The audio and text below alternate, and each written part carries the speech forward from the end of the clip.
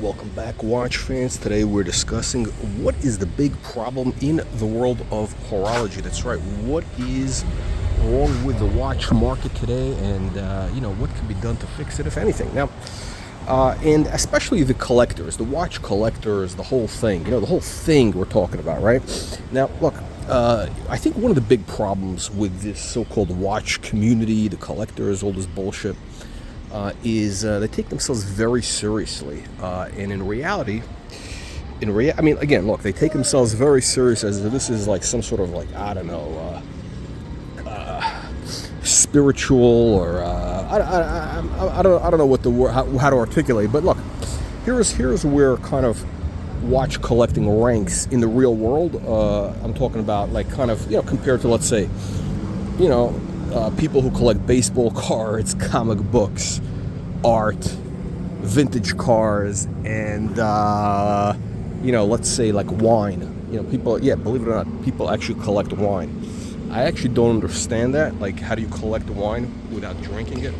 But that is a thing, okay? And also whiskey. But anyway, the problem with the so-called watch market is you got a lot of tomato cans out there, a lot of crayon eaters, window lickers, buffaloes, and they've all been drinking the Kool-Aid from the Muppet Boiler Room channels. That's right. And I'm not talking about Tweety Bird with the butthole eyes. I'm talking about the Hungry Hippo. I'm talking about the Bogan of Brisbane. The sassy event planners. All the Chomostan, Buchiachistan, and Kukistan, okay? All those channels, the JJ Buchiak channels, all these grifters out there. Here's the reality. Look, the watch collecting thing, right, is kind of like wrestling, like the WWF or WE, I don't know, whatever they call it, but the thing with Hulk Hogan, all those guys, right? So, believe it or not, everybody knows it's fake. I mean, there is some athletics involved, but it's basically, it's a fake thing. It's Fugazi, and there's like various levels of the Fugazi. Whatever. There's a whole science to this, right? And the crazy thing is that let me see if this Buchiak will run me over or not. Okay, look at that. It's a self-driving car. Unbelievable where the world is going. And believe it or not, they charge more than Uber, from what I understand, more than Uber and Lyft. I don't understand that, but look, the watch market is kind of like wrestling. A lot of people take it very seriously. People who are into wrestling, they take it very seriously, but in reality, it's just a bunch of fucking weirdos. It's a very weird homoerotic vibe, like literally. And why do I bring this up? Because I think it's funny. Okay, I think it's funny. I think it's hilarious that a lot of these things have like this weird not a lot, but some of these so-called hobbies have this weird like homoerotic vibe going in there, and I don't see that in, I don't know, tennis, golf. There's not a lot of homoerotic stuff in golf, or whatever. But the watch market is it's kind of like there's an element, especially with these. And I'm specifically talking about, the community. The community. There's a lot of groomers and grifters in there, and we've talked about it on this channel, like all the stuff that's going on. And people are in denial. They're in denial. It's kind of like watching wrestling and being in denial that it's basically some like weird homoerotic thing. It's an excuse for guys basically to, be, mostly naked and, rubbing up against other guys and, the whole thing. Sweaty guys and wrapping your thighs around. Yeah, it's weird. It's freaky. I don't know. Yeah, by the way, I don't want to sound weird or anything, but I'm just not that interested in sort of like, let's call it intimate physical contact with males. If I meet somebody, I shake their hand, the handshake thing. I don't know. It used to be, I think up until maybe, I think the culture changed. That's right, we're talking about the culture. Yeah, it used to be you meet somebody, you meet a man, you shake hands, right? And You know, if a woman, you shake hands, maybe lightly, whatever, or, you know, European, maybe you do the kiss. I mean, but in America, you shake hands, right? All of a sudden, everybody's doing the hugs. They're hugging each other. And you know what? I really don't want to hug.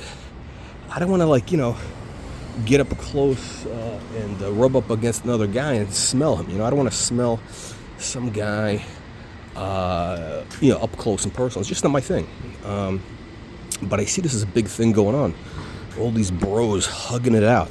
I think what happened is you had that show, the Entourage show. Remember that show, Entourage? And, you know, that was like, when was that, 2005, I think? And everybody was, you know, they were all doing this hugging it out, you know. That was the big thing. And all of a sudden, I noticed everybody was all of a sudden, they insist on hugging you. And I'm like, you know, I'm just not into that, you know. And the watch community, look at these things are invading. It's like robots from Mars invading. And the watch community is kind of like that in a weird, creepy way. There's an underlying kind of homoerotic thing. Now, here's what I mean. It's kind of like, again, wrestling. Wrestling is 100% gay, okay? It is a 100%. Did I say 100%? Yeah, it's 100%. That's right, it's 100% gay. It's, I mean, people who watch it, I mean, they're in denial, whatever.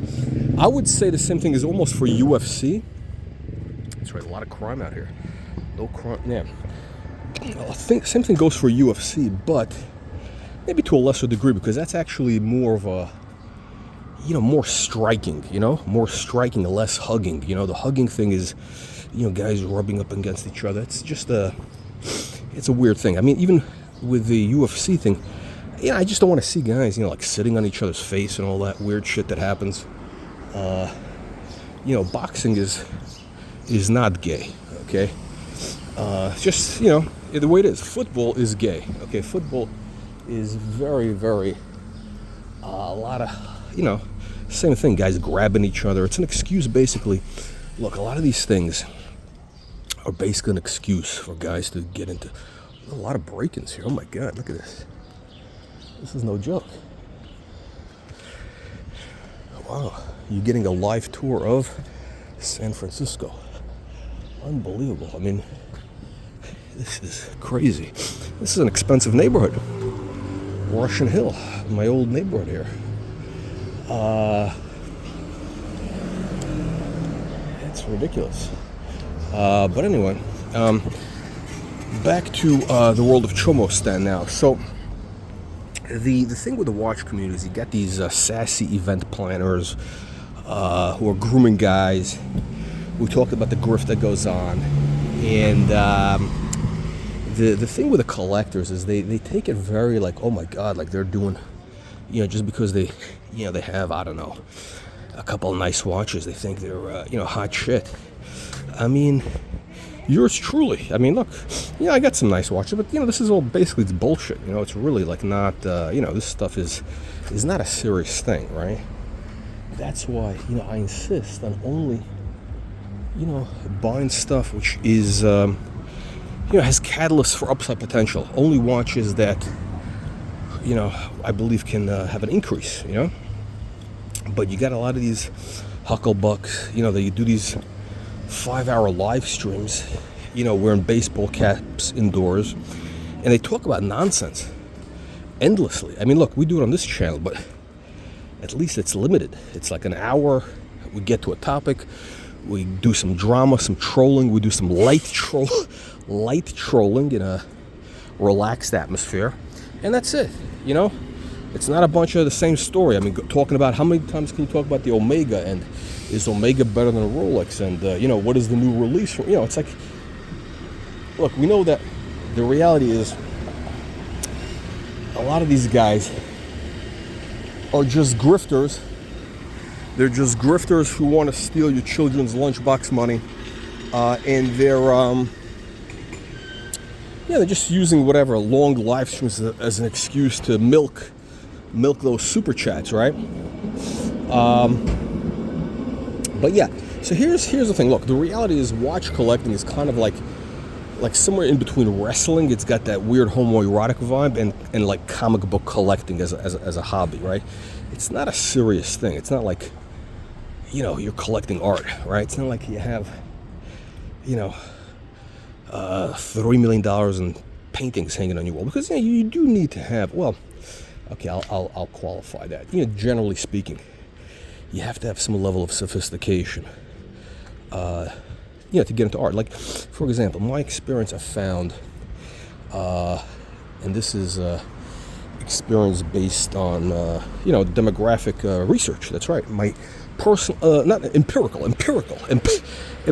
evidence. Okay, we got empirical evidence. So, let's say in the art world, right, you have, I would say you can rank the collectors by 3 categories, right? You have the guys who collect contemporary art, right? Living art is contemporary art, and that's kind of like the lowest hanging fruit. Anybody understands that? It's kind of like, the prices are known. I mean, there's obviously a lot of stuff going on, but it's basically like big colorful, there's a lot of hype. It's kind of like the watch market a little bit. It's kind of like, I would compare it almost to like the independent watch thing, because, you have some of these, like some independent watches trade at multiples of retail, because, it's limited production, you can't get them. Or if you want to get them, you actually have to have, you got to have a real relationship with the gallery, because, they don't want flippers, right? Because, sometimes you have these situations where, you can, live a young artist. A lot of times you have these things where all of a sudden you can flip them for like 10 times their money in a year, right? That happens on a regular basis. There's a new thing happening or whatever. And then, of course, it's a pump and dump. It's a big fugazi, right? And they go to zero, not zero, but, basically worthless. So the contemporary art market is basically like kind of like your Rolex bros, your AP bros, your RM bros. That's the contemporary market, right? And then, so it's really like, middle brow, I would call it. Low brow, middle brow. Guys who go to like community college or whatever, right? And then you have your, let's just say, I don't know, Impressionist modern, right? Let's call it Impressionist modern, meaning like, Impressionist paintings, 1800s to early 1900s, modern art up until up until the Second World War. So that's kind of a little more sophisticated than contemporary art. Could be easier to understand. Sometimes the numbers are bigger, but that's kind of like a more, that's kind of like your guy who goes to, instead of the community college, he goes to like Brown University. So it's not Harvard, but it's kind of like, it's Brown University, whatever. Good school, but not for geniuses, right? People with money, but they're not that bright. And then you have kind of the people who collect, old master paintings, right? So that's usually stuff that is, it's unsigned. So a lot of times you don't know who the artist is, or you could figure out there's attributions, whatever. And those things go back and forth. We're talking about stuff that's, from the Renaissance, let's say, 1400s up until, let's call it 1800, okay? That's kind of your old master collectors, right? And those guys are really bright. I mean, like, you're talking about people who are super well educated, like deep, the guys who do it at a high level. Deep now. I mean, you're talking about PhD level type stuff. You're talking about, much more sophisticated people. It's more of an old money type of crowd, and not flashy. And that's kind of like your Patek vintage collector, or, that type of thing. And frankly, I'll be candid with you, in the art biz, I prefer that crowd. I prefer to be around those people. Why? Why is that? Well, because, I want to be around people who are smarter than me. I want to be around people who are, better at me than a lot of things. Why? Because then, it makes me, it lifts up my game, right? it's challenging. It's more interesting, right? Why would I want to? Why would I want to be around dummies, right? Like, and it's very difficult because but this is very interesting because just like in vintage watches with old master paintings, you have real opportunities to make some real money, right? Like, you can find an unsigned painting and it turns out it's by, I don't know, an important artist, I don't know, whatever, Caravaggio, whatever. All of a sudden, you buy it for $1,000 and it turns out that it's worth, I don't know, $2 million, okay? Or, I know there's a guy who actually was the guy who bought he was actually a client of mine, and this guy bought the famous painting that turned out to be a Da Vinci. I think he paid under six figures. I mean, it was like 50 grand. I don't know the numbers, but there was a restoration cost. But basically, cost them let's say it cost them 100 G's. And from what I understand, it was sold. Well, ultimately, it was sold for 400 million. Right? I think Christie's sold it for 400 million at auction, and that was a whole story in itself. But he sold it. He sold it for, I believe, it was 50 million. I think it was 50 million. I think it was 50 or 60 million, right? So it's not bad. I mean, I know there were some partners. There was actually a couple of partners involved in the deal, but, everybody made money, right? When you buy something for 100 grand and you flip it, I don't want to use the word flip, but, you sell for 50 or 60 million 6 years later, there's money to be made, right? So, and those guys, by the way, this guy who did it, very, very bright guy. Like, we're talking, genius level type of guy. And a lot of these guys also have photographic memories. So it's a very hard market to like compete with, because you're really competing, against really, top level people, right? But there's also a lot of fakes, a lot of misattributions, all that. So again, it's a little bit like the vintage watch market, except I would say it's more like the more like the Patek market, not the Rolex market. The Rolex vintage market is a lot of bums, mooch bums, and tomato cans. Okay, I don't care if it's a $10 million watch or whatever, but the Rolex market, it just attracts trashy people, generally speaking. Okay, trashy low life scum. What a beautiful building, huh? Trashy low life scum is what the Rolex market attracts. See, this is unbelievable. This is great architecture. Well, for San Francisco, it's great architecture.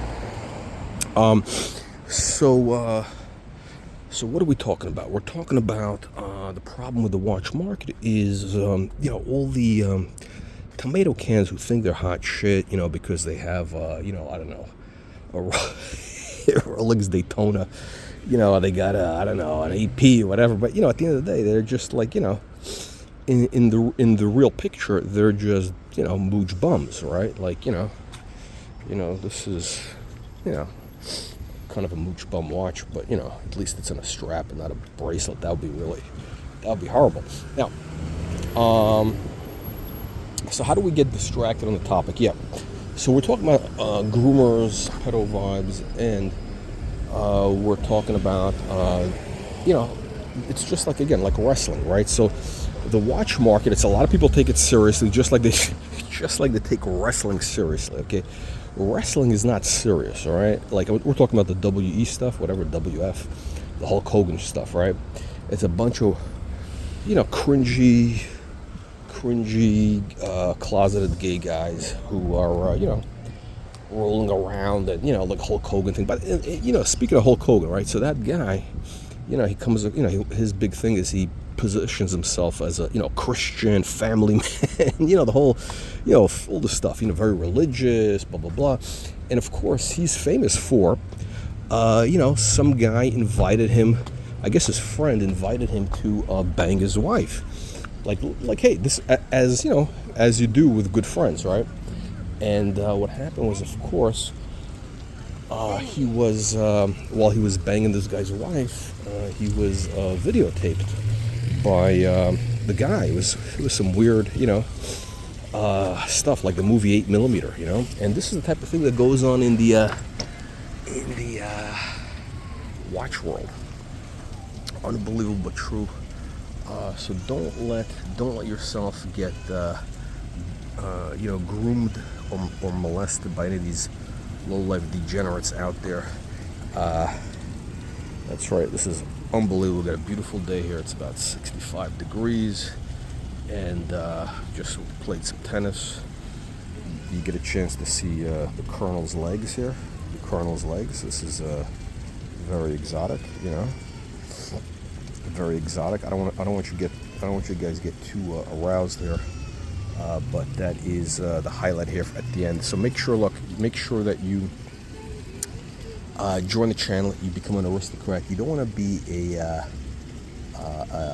one of these mooch bums. How you doing?